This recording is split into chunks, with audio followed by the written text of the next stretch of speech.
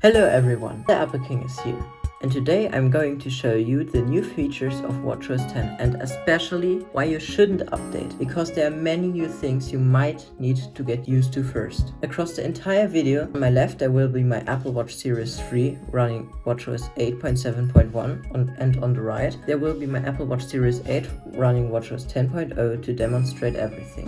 We will start off at the first big change, which is the app drawer. It looks a little different on watchOS 10, as you can see here. On watchOS 8 and 9, you could scroll around like in a circle.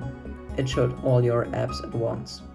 On watchOS 10, you scroll up and down to see your apps. Both of them support a list view. On watchOS 8 and 9, you enabled it by holding on the home screen and tapping list view. In watchOS 10, you need to go to the bottom and tap list view here. I think it's more organized this way, but let's go back to the app drawer for this video. The way of navigating through watchOS has been completely changed. Back then, when you wanted to open a control center, you just swiped up from the bottom to the top. Now, you have to click the side button.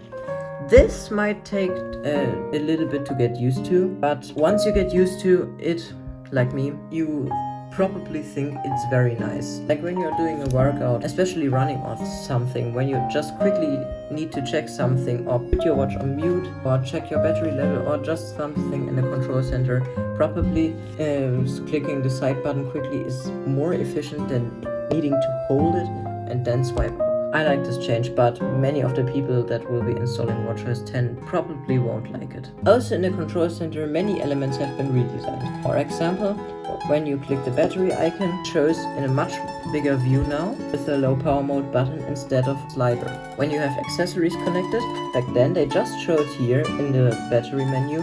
Now you have to scroll down first. I can't demonstrate it right now because I don't have any accessories over Bluetooth connected. Also, many of the menus got more transparent. For example, the notification center or the control center, as I just told you about. For showing this change, I am going to switch to a more colorful watch face real quick. Back then, you could just swipe back and forth through your watch faces. Now, you can't swipe anymore.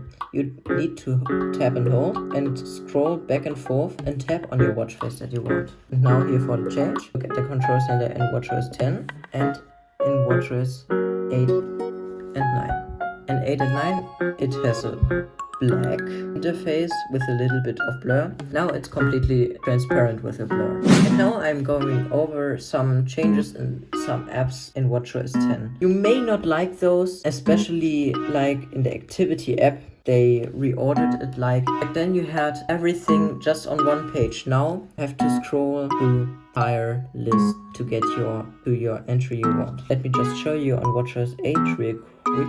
You had your rings and then you could just scroll down and have everything on one page. Scrolling to another page, which feels like it's just a little bit not uncomfortable, but it feels weird. The next thing I want to go over is the new buttons you have to press. Then when you wanted to open the app switcher, you just click the side button once and you had your app switcher. You could switch between apps. You could just force close apps. In watchOS 10, which feels much more like the iPhone, you just double click the digital crown and it opens your app switcher. Nice, Siri reacted there, and you can still close out your apps this way.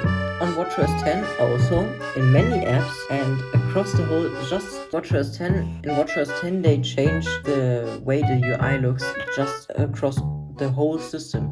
Like when I open settings here, for example, go to the battery tab and do the same on watchOS 8, really quick, you can see that the back button is in the same place, but the text, like this battery text, which was on the left before, moved over to the right. And it's like that across the whole system. Also, the back buttons got bigger, which I really like, since it's much easier to click that.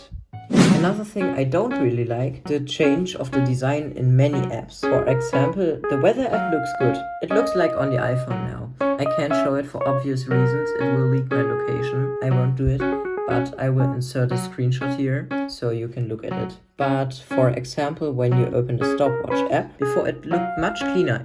It had like this infinity black effect where it just blends over with the bezels of the display, and now it's white. Why? Why does Apple do this? Why is it white now? Doesn't look nice anymore. Now you can see, like, there is the bezel and there starts the display. Back then it looked much more aesthetically pleasing. And maybe you're wondering why it changes to black every now and then. This is when you have the always on display enabled. It switches to a more power saving variant of the app after a few seconds.